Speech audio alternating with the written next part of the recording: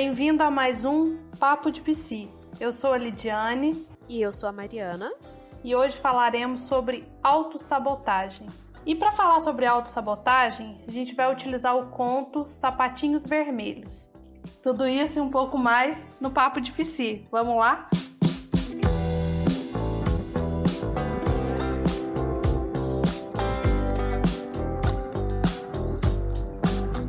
Autossabotagem e o conto Sapatinhos Vermelhos. Lembrando que essa é apenas uma das leituras possíveis para esse conto, porque a gente sabe que o conto ele tem esse movimento dinâmico, mas a gente escolheu falar sobre isso a partir desse conto. E eu vou convidar a Mari para fazer a leitura, porque a voz dela é maravilhosa, então ela faz a leitura para a gente do conto, né? Então, a gente decidiu... Primeiro, oi para todo mundo. A gente decidiu que, para trazer esse conto, como não é um conto tão conhecido assim por todo mundo, a gente achou que seria interessante trazer ele na íntegra. Nós vamos fazer uma leitura aqui, de um modo assim, que fique mais interessante para que vocês escutem aí. Então eu peço assim para você que está escutando o podcast agora, que se dê a oportunidade de escutar esse conto como você escutava histórias quando você era criança, ou quando alguém lia para você em casa, na escola, e você prestava atenção naquela história e viajava para aquele lugar. Então eu te convido para isso agora, para escutar esse conto dessa maneira, e depois vamos ver o que sai desse nosso papo de psi de hoje. Então vamos lá? Os Sapatinhos Vermelhos.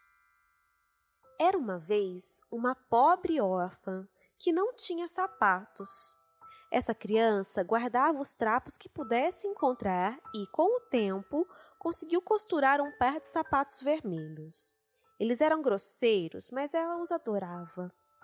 Eles faziam com que ela se sentisse rica, apesar de ela passar seus dias procurando o alimento nos bosques espinhosos até muito depois de escurecer.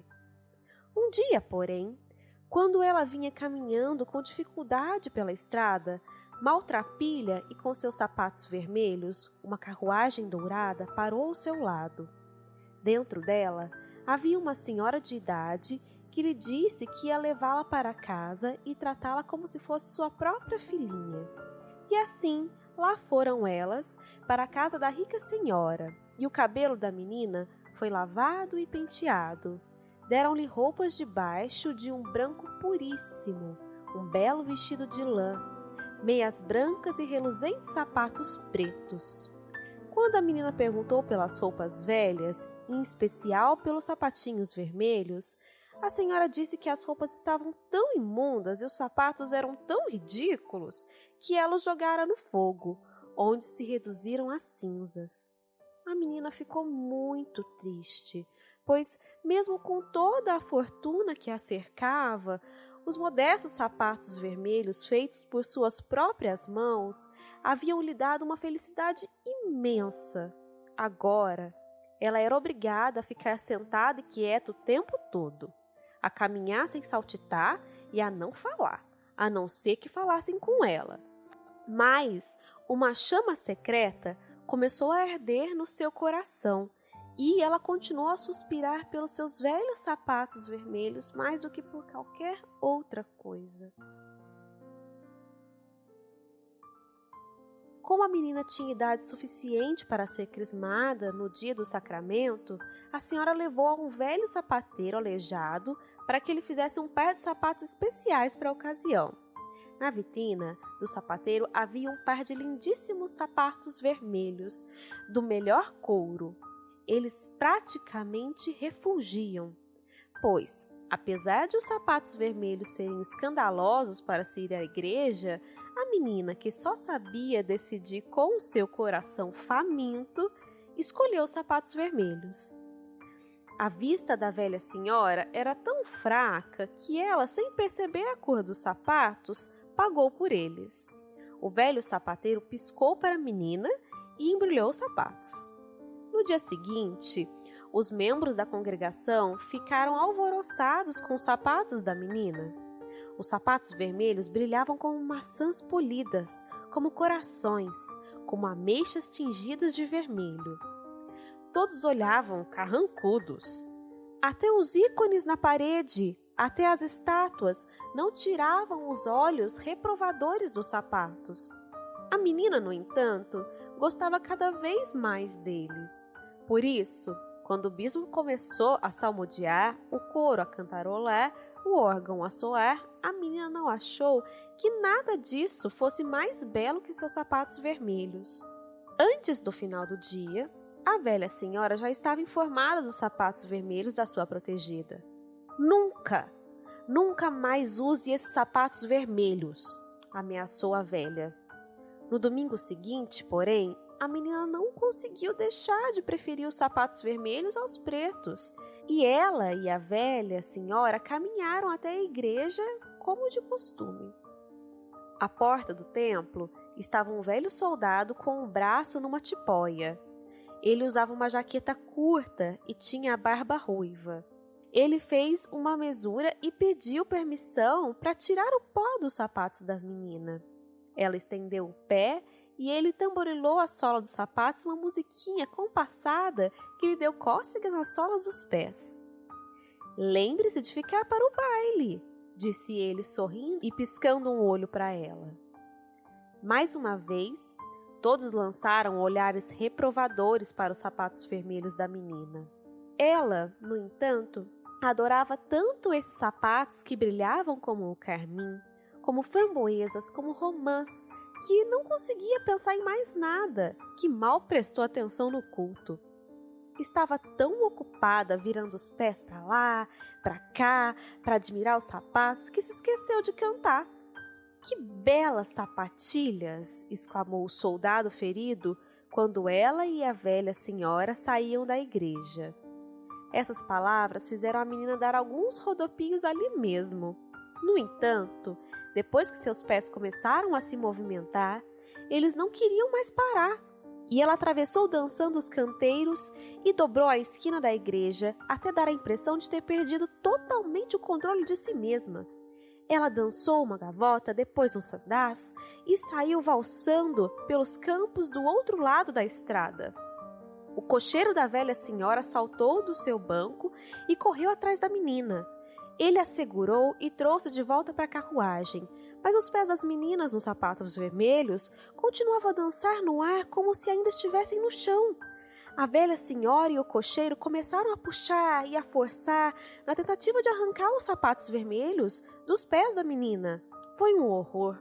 Só se viam chapéus caídos e penas que escoiceavam, mas afinal os pés das meninas se acalmaram. De volta à casa, a velha senhora enfiou os sapatos vermelhos no alto de uma prateleira e avisou a menina para nunca mais calçá-los. No entanto, a menina não conseguia deixar de olhar para eles sem ansiar por eles.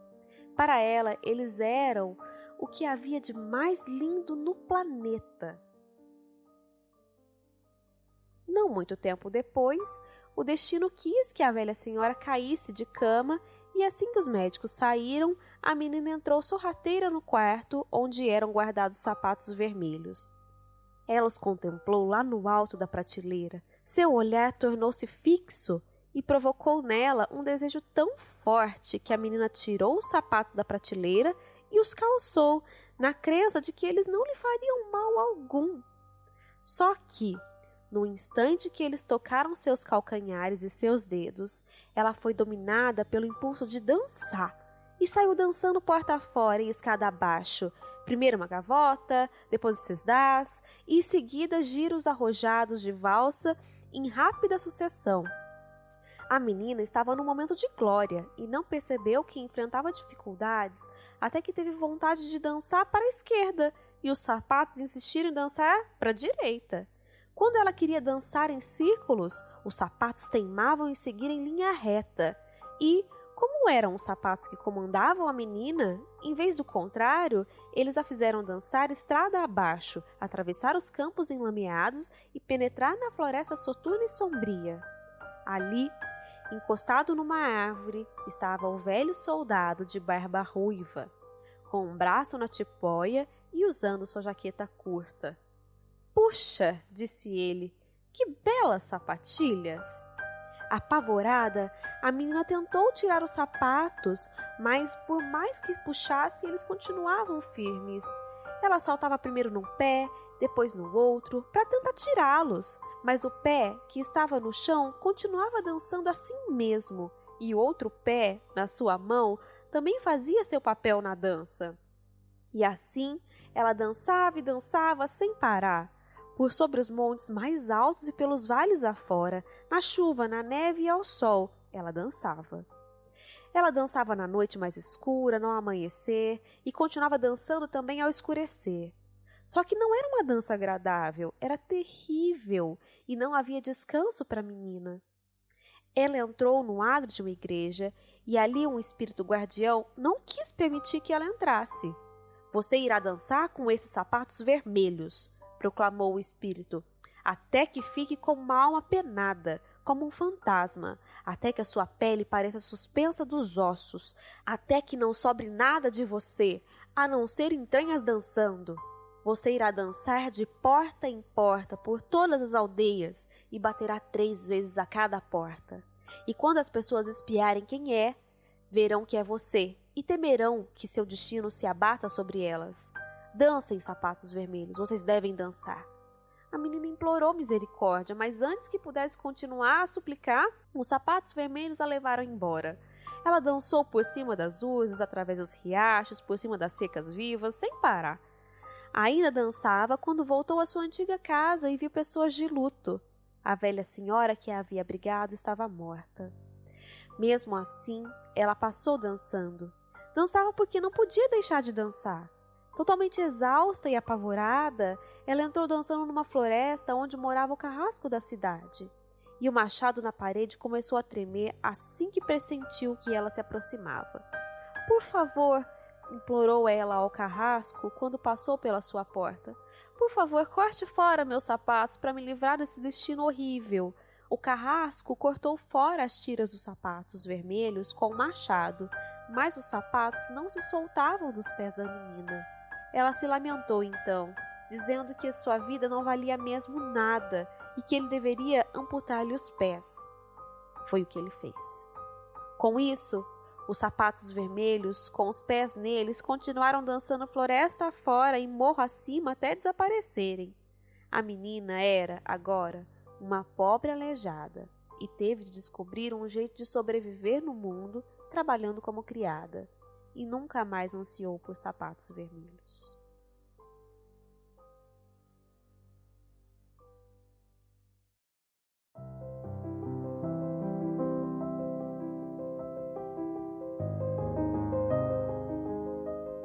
E agora a gente vai fazer uma salva de palmas para Mari, porque uma voz dessa, né? Eu me senti ouvindo as histórias que vinham gravadas naquelas fitas cassete dos contos de fada. Eu tinha! Mari. Eu não tinha, não. Na verdade, era da minha irmã. E eu adorava escutar essas histórias. A sua voz é divina. Muito obrigada. Olha, mas acho que não tem voz que torne essa história mais sutil e leve. Que história pesada, né? A história é pesada e a autossabotagem também é um movimento pesado, né? Embora a gente não perceba. Porque a autossabotagem, se a gente pensar, o que é autossabotagem? A autossabotagem é todo e qualquer movimento que a gente faça que nos distancia da nossa essência, do nosso caminho natural. Eu acho que é por aí que a gente pode começar o nosso diálogo, o nosso papo. Quem talvez não tenha esse tipo de contato com contos de fadas pode estar estranhando, né? Veio aqui esperando escutar um conto gostosinho da Disney e de repente a gente traz um conto que termina com esse desfecho trágico. Acho importante explicar um pouquinho para quem não tem esse contato porque esse desfecho trágico no conto, né? Esse conto a gente retirou do livro Mulheres que Correm com os Lobos. E a abordagem que a gente vai trazer aqui não necessariamente é a que está lá no livro Mulheres que Correm com os Lobos, mas eu achei importante falar porque a autora, a Clarissa Stess, ela fala que por que esses contos originais eles têm finais trágicos? Porque eles são feitos para você olhar, refletir e se impactar. Porque se vier com uma história muito sutil, muito fofa, um final muito feliz, muito da Disney, talvez não te toque tão profundamente, talvez não te chacoalhe e não te faça olhar para aquilo que você precisa olhar. Então, vamos olhar aí, porque esse negócio chacoalha, né? Chacoalha. Esse conto, esse movimento de o inimigo da menina, ela própria, ela mesma com a sua ideia obcecada naquilo que ela tanto queria, que era os sapatos vermelhos. E esses sapatos vermelhos, a história traz os sapatos vermelhos, mas isso pode ser qualquer coisa na nossa vida que nos tire do nosso foco, que nos distancia daquilo que é a nossa própria essência. Coisas que parecem que são fundamentais na nossa vida naquele momento, como para a menina, o sapato vermelho para ela era tudo. Mas será que era tudo mesmo? Porque estava desviando o foco dela de tudo. Ela não conseguia prestar atenção em mais nada a não ser naquilo. Era uma obsessão. E essa obsessão, a gente vê sempre esse movimento porque a obsessão nos cega, nos impede de pensar e de discernir, e a gente só vai, assim como o sapatinho, só vai dançando, e às vezes a gente está cansado e não sabe muito bem o porquê que está cansado. E às vezes é esse movimento, é estar cansado de dançar em círculos, de fazer esse movimento, de ficar se distanciando mesmo, de ficar ali é tão intenso, é algo que traz tanto prazer, dá aquela sensação tão gostosa que no quando começo, vê, né? No começo. E a gente pode pensar em tudo, todos os vícios, e aí a gente fala de vícios, ele sempre no começo vai te dar muito prazer, vai te colocar lá em cima, vai te levar em êxtase. Pode trazer um relaxamento, né? Aquela sensação que preenche, que inunda e que transborda e te leva lá em cima. E você acha que é a pessoa mais incrível do mundo. Aqueles prazeres imediatos que distanciam da essência. Sim. E depois de um tempo, você precisa mais daquilo e mais, e mais, e mais, e mais, e mais. E quando vê, já se perdeu. Sabe o que eu tô pensando? É inevitável, né? A gente não linkou esse tema com o podcast semana passada propositalmente, mas não tem tudo a ver com compulsão alimentar? Se você que tá escutando a gente não escutou o episódio da semana passada de compulsão alimentar, escute, que a gente fez uma entrevista com uma nutricionista falando sobre esse tema e como tem a ver, porque a compulsão alimentar, como a gente conversou, tem a ver com esse prazer imediato, mas que não sustenta por muito tempo. Aliás, a Amanda colocou até que nem sustenta, né? O prazer não é encontrado nessa compulsão. E é o vício, seja ele por alguma substância, ou por álcool, ou por cigarro, ou por comida, ou por jogos, ou por sexo, qualquer tipo de vício, é sempre assim. A gente vai sempre tentando buscar encontrar aquilo que falta, para dar aquele prazer, né? Para preencher esse espaço do prazer que a gente está precisando tanto. Então, no começo, ele faz isso, mas depois, só aquela dose não é suficiente, a gente precisa aumentar. E aumentar, e aumentar. E nesse aumento que a gente, sem perceber, vai se perdendo e vai se distanciando cada vez mais daquilo que é nosso. De quem a gente é. Daquilo que é nosso. Na história, o sapato vermelho, tem dois, né? São dois sapatos vermelhos que existem na história. O primeiro, um sapato que é muito simbólico, que foi feito com retalhos, demorou tempo para que a menina conseguisse juntar todos os retalhos e transformar aquilo num sapato, algo que ia proteger a sua base, a sua raiz. Então levou tempo para ela construir aquilo e algo aconteceu na vida dela que tirou ela daquele lugar e não trouxe só coisas boas como conforto, trouxe esse distanciamento de quem ela era de verdade. Porque logo que ela foi para esse novo mundo, cheio de riquezas, cheio das firulas que se tem no Contos de Fadas, ela não teve mais essa conexão com a raiz dela, né? Ela perdeu. Isso foi queimado. E ela nem lutou por isso, né? Talvez não tinha condições de lutar por aquilo naquele momento. Ela ficou chateada, mas não conseguiu fazer nada. Ela tentou enfiar outra coisa no lugar. E é isso que às vezes acontece com a gente. A gente perde uma coisa importante, não tem condições de resgatar aquilo, e às vezes nem é possível resgatar. E fica tentando enfiar uma outra coisa no lugar. Fica tentando substituir essa primeira fonte de prazer, isso que trazia essa sensação de conexão. Fica tentando colocar algo no lugar, sendo que às vezes o que tem que ficar ali é um buraco, é o vazio. É a falta, e Freud deve estar amando isso daqui, viu? Freud tá lá, sei lá onde que ele está, mas tá amando ouvir isso daqui, porque é exatamente isso. A nossa primeira fonte, né, de prazer é o alimento, é o seio. E remete a essa relação primordial com a mãe ali no conforto, no aconchego, no colo. E a gente falando de mãe, não é só a mãe biológica, não. É quem faz esse papel de cuidado e de acolhimento. Que às vezes na vida adulta passa a ser, às vezes não, né? Precisa transformar isso desse genitor, dessa pessoa que cuidou, pra gente mesmo. E aí que entra a autorresponsabilidade, né? E vem junto a autossabotagem. Ai, meu Deus! Porque quando a gente sempre tem essa vontade de querer voltar para esse lugar quentinho, essa zona de conforto, isso tudo que preenche, dá essa sensação gostosa, mas isso não é possível, porque a gente cresce. Se a gente cresce, as coisas modificam. E a gente precisa entender desse movimento, que não é que a gente vai ficar sem, mas que as coisas precisam ser modificadas. Não dá para ser na mesma intensidade, da mesma forma como era lá no começo. E a gente precisa aprender a lidar com essa falta. Enquanto a gente não aprende a lidar com essa falta e que nem tudo vai ser preenchido e que às vezes o lugar vai ter que ficar vazio mesmo, porque aquilo ali já... Agora, nesse momento, é o vazio, a gente vai ficar nessa busca de colocar coisas naquele vazio. E essa busca é que é a autossabotagem. E dá pra pensar em relacionamentos amorosos também, não dá, Lid? Nessa perspectiva? Pessoas que terminam, têm um relacionamento X e acabam essa relação por algum motivo e depois continuam buscando essa relação em outros relacionamentos.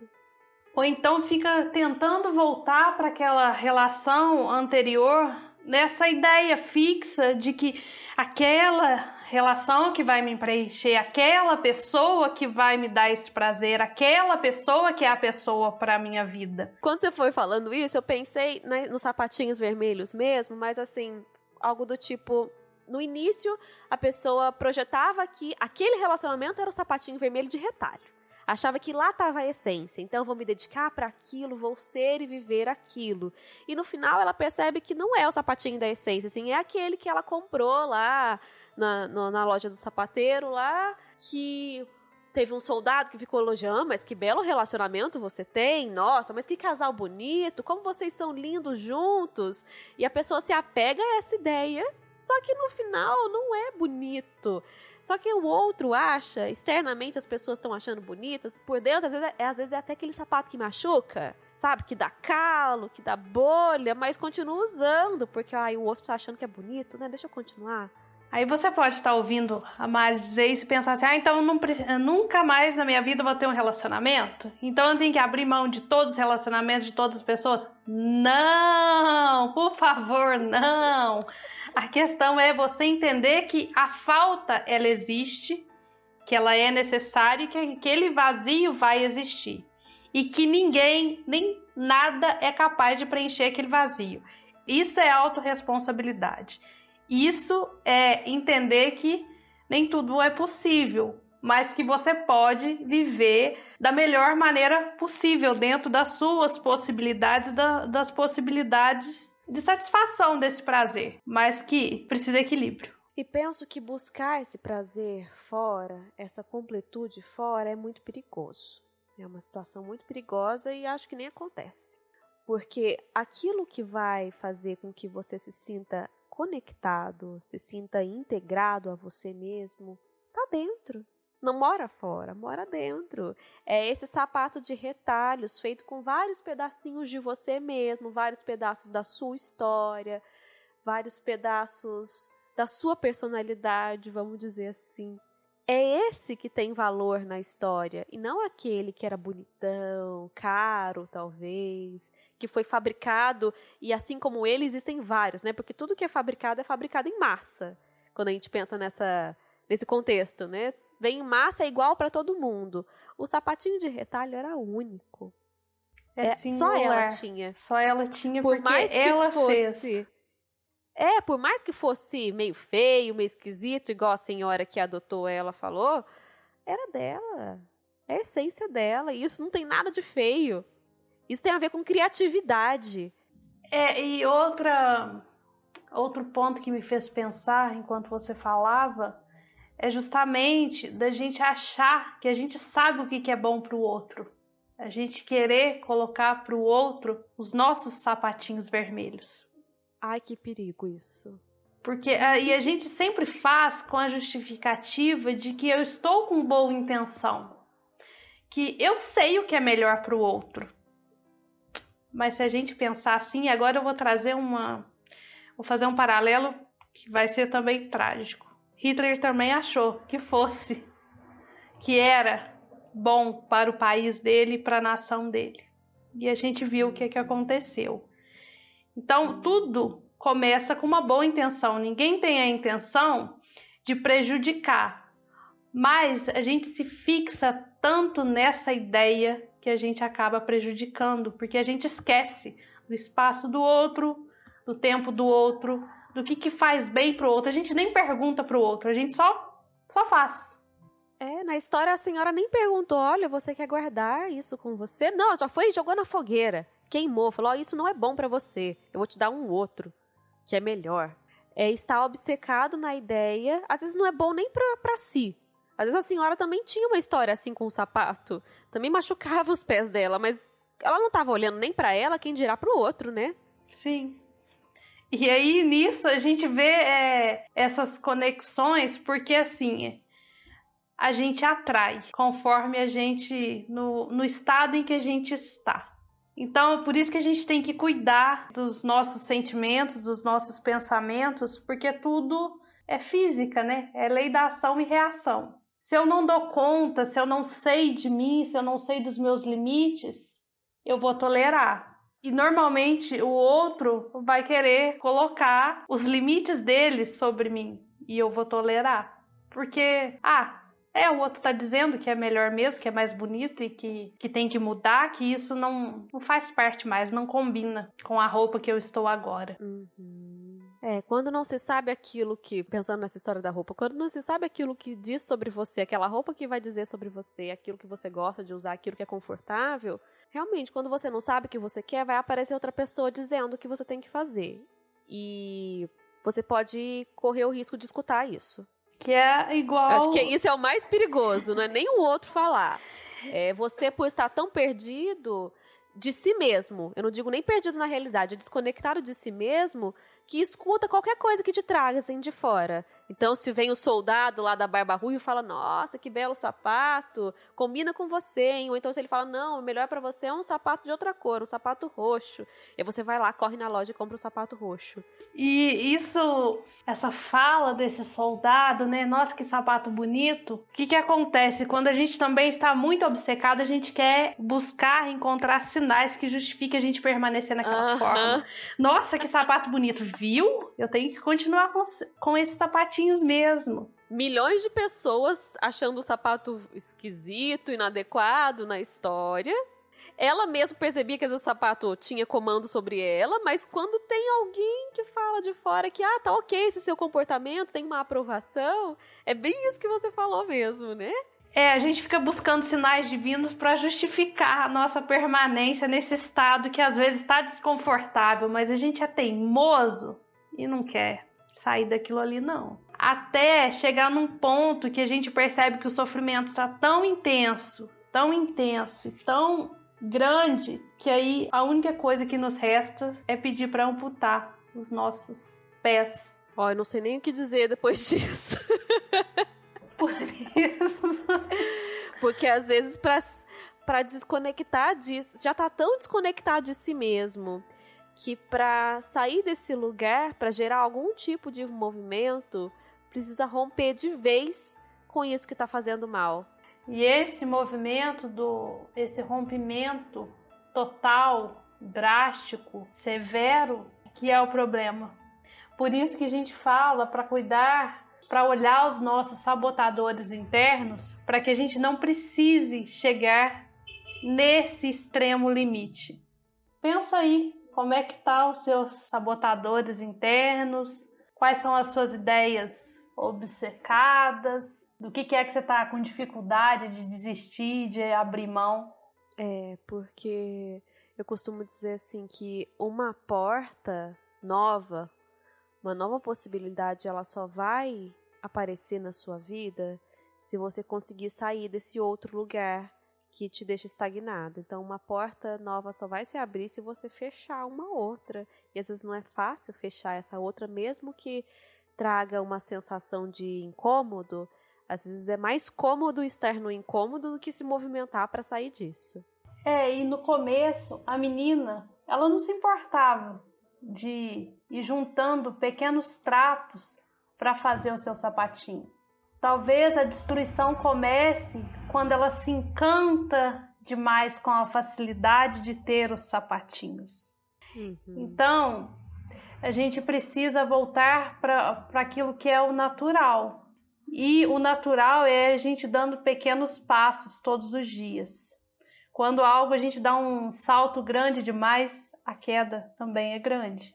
Eu acho que o conto, ele traz essa história do natural um pouco assim, enfatizada demais, que é pra gente olhar mesmo.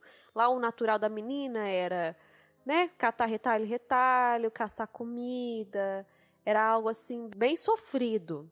Mas não quer dizer que o natural que a gente tá querendo dizer aqui, que é o sofrimento, que é ficar num estado assim de pobreza que a menina estava, não é isso que a gente está dizendo. Aliás, acho que nem era pobreza, porque ela estava num ambiente muito rico, muito fértil, diferente daquele ambiente que ela foi da casa da senhora, que era um ambiente totalmente estéril, não tinha vida nova lá. Acho que a gente tem que olhar desse modo simbólico.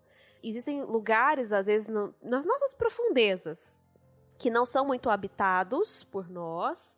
A gente não visita muito esses lugares, eles parecem estranhos, escuros, como essas florestas, mas é lá que mora as nossas potências, as nossas potencialidades, as nossas possibilidades, e de vez em quando a gente precisa visitar esse lugar para trazer para a nossa realidade aquilo que tem a ver com a gente. Quantas vezes, né, quem está escutando aí, a gente pode estar pensando, quantas vezes se desconectou de si mesmo, quantas vezes estava fazendo uma coisa que depois percebeu, nossa, isso não tem nada a ver comigo, por que eu estou fazendo isso? E às vezes não consegue fazer o caminho de volta. E foi o que a menina dos sapatinhos vermelhos fez, né? Ela precisou, para fazer esse caminho de volta, cortar isso fora. E aí, às vezes é a única solução, porque já não tem mais jeito, o caminho já se perdeu tanto, já não é possível mais voltar. Então, acho que é importante quem está escutando refletir sobre, às vezes, essas armadilhas que a vida apronta. Coisas que parecem... Eu acho que esse homem da barba ruiva lá, ele vem mesmo com aquela imagem, assim, meio cristã, do tentador, do diabo. Então, perceber, não com essa linguagem, não é isso que a gente está querendo dizer, mas perceber quando às vezes vem uma coisa, assim, muito fácil, sabe? Quando tem aquelas imagens de desenho, o capetinho e o anjinho. Um fica falando tudo que é mais fácil, vai por esse caminho que é esse aqui. E às vezes você segue, e não tem nada a ver com você, mas você segue, porque... esse lado seu, não é de fora, esse lado seu te diz para seguir esse caminho, mas se não tem a ver com você, para que quer seguir esse caminho? Com qual objetivo? Aonde que isso vai te levar? Eu acho que é isso que é importante refletir. Porque sempre existe um novo caminho e novas possibilidades. E muitas vezes, quando a gente está nessa busca por esse prazer, a gente acha que não, que perder aquilo vai ser a pior e a maior perda. Então a gente às vezes não abre mão por conta disso, o medo de perder esse prazer. Mas esse prazer é momentâneo, ele é ilusório. O que fica é aquele sapatinho vermelho construído com as próprias mãos. Aquilo que é simples, mas que te conecta com você mesmo. Então é isso, esperamos que vocês tenham gostado desse novo quadro que a gente colocou aqui, com os contos, com as histórias, dessa nova abordagem, na verdade. E se vocês tiverem sugestões de temas, perguntas, continuem mandando pra gente lá no Instagram, para que a gente possa construir esse podcast juntos. Então até a próxima quarta. Um grande abraço e até mais. Uma ótima semana, abraços e até o próximo Papo de Psi. Beijos! E se você quer conhecer um pouco mais sobre o nosso trabalho, segue a gente nas redes sociais. O meu Instagram é @marianaalvespsi e o da Lídia é @lidianegouveia_psicóloga. E não se esqueça, toda quarta um episódio novo para você escutar de onde estiver e quando quiser.